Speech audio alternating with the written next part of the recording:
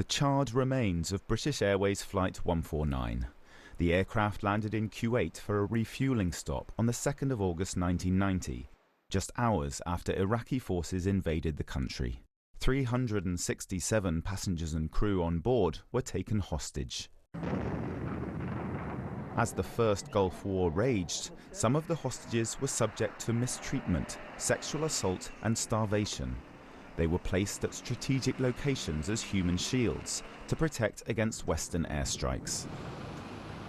Now, 34 years on, almost 100 of the former hostages are launching legal action against the UK government and British Airways, claiming their lives were deliberately put in danger.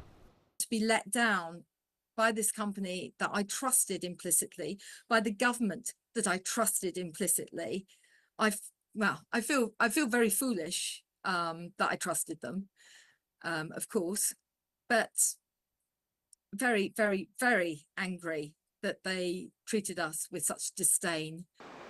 The UK ambassador to Kuwait at the time had called the Foreign Office to warn that Iraqi forces had crossed the border, but the plane was not rerouted. British Airways says it was not told about the invasion. Lawyers say they have evidence that Flight 149 was used to insert a covert special forces team into Kuwait for a top-secret mission. The UK government has previously denied this.